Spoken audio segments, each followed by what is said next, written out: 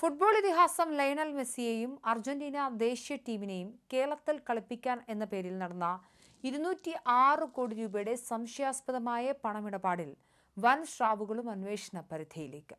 സംഭവത്തിൽ 2 പ്രമുഖ സ്വകാര്യ ധനകാര്യ സ്ഥാപനങ്ങൾക്ക് GST പ്രത്യേക അന്വേഷണ സംഘം കാരണം കാണിക്കൽ നോട്ടീസ് അയച്ചു. Hinduja, Leyland finance, Gokulam chit and finance എന്നീ സ്ഥാപനങ്ങൾക്കാണ് നോട്ടീസ് നൽകിയിരിക്കുന്നത്. ഇക്കാര്യം മാതൃഭൂമി ന്യൂസാണ് റിപ്പോർട്ട് ചെയ്തത്. ഇടപാടിന്റെ പൂർണ്ണ വിവരങ്ങളും കൃത്യമായ രേഖകളും ഒരാഴ്ചക്കുള്ളിൽ സമർപ്പിക്കാനാണ് വകുപ്പിന്റെ കടുത്ത നിർദ്ദേശം.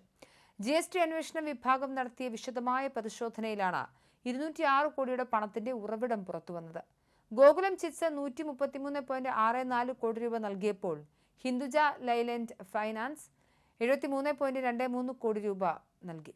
ബാങ്കിംഗ്, ഇതര ധനകാര്യ സ്ഥാപനങ്ങളായ ഇവ രണ്ടും എന്തടിസ്ഥാനത്തിലാണ് ഒരു സ്വകാര്യ സ്പോൺസർ കമ്പനിക്ക് ഇത്രയും ഭീമമായ തുക കൈമാറിയത് എന്നാണ് അന്വേഷണ സംഘം പ്രധാനമായും ചോദ്യം ചെയ്യുന്നത്. വെറും 10 ലക്ഷം രൂപ മാത്രം അടച്ചു തീർത്ത മൂലധനമുള്ള സ്പോൺസർ കമ്പനിക്കാണ് ഈ കോടികൾ നിമിഷ നേരം കൊണ്ട് ലഭിച്ചത്. യാതൊരുവിധ മുൻപരിചയവുമില്ലാത്ത, സാമ്പത്തിക ഭദ്രതയില്ലാത്തൊരു കമ്പനിക്ക് എന്തുറപ്പിന്മേലാണ് വായ്പയോ പണമോ അനുവദിച്ച് എന്നതിൽ വൻ ദുരൂഹത നിലനിൽക്കുന്നുണ്ട്.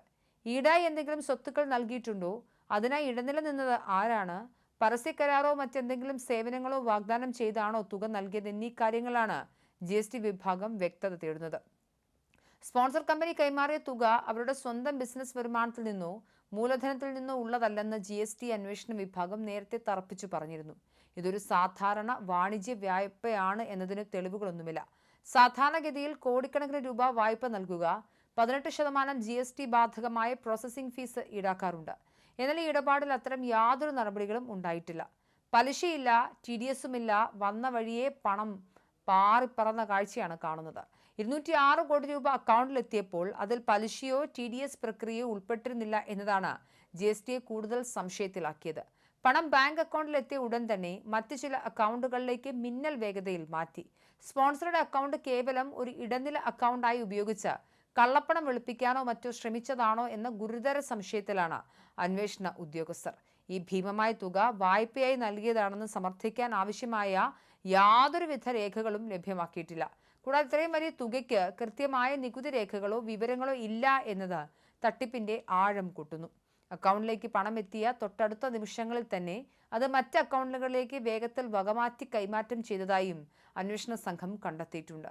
അടിമുടി ദുരൂഹത നിറഞ്ഞ ഇത്തരം പണമിടപാടുകളിൽ വിദേശ നാണ്യ നിരോധന നിയമമായ FEMA ഉൾപ്പെടെ ലംഘിക്കപ്പെട്ടിട്ടുണ്ടോ എന്ന് വിപുലമായ തലത്തിൽ പരിശോധിച്ച് അന്വേഷിക്കേണ്ടതുണ്ട്.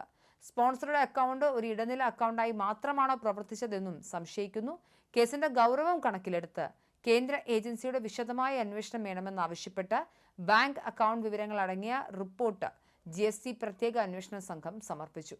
മെസ്സി വരുന്നു എന്ന വാർത്ത നൽകി ആവേശം സൃഷ്ടിച്ചതിന്റെ മറവിൽ വൻ സാമ്പത്തിക സ്രോതസ്സുകൾ തിരിമറി നടത്താനാണ് ശ്രമിച്ചതെന്ന സംശയവും ശക്തമാണ്. കമ്പനിക്ക് നൽകിയ തുക തിരിച്ചടച്ചിട്ടുണ്ടോ?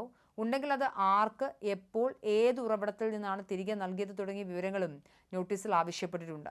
ഒരാഴ്ചക്കുള്ളിൽ കൃത്യമായ മറുപടി ലഭിച്ചില്ലെങ്കിൽ സ്ഥാപനങ്ങൾക്കെതിരെ കടുത്ത നിയമ നടപടികളിലേക്ക് കടക്കാനാണ് GST പ്രത്യേക അന്വേഷണ സംഘത്തിന്റെ നീക്കം.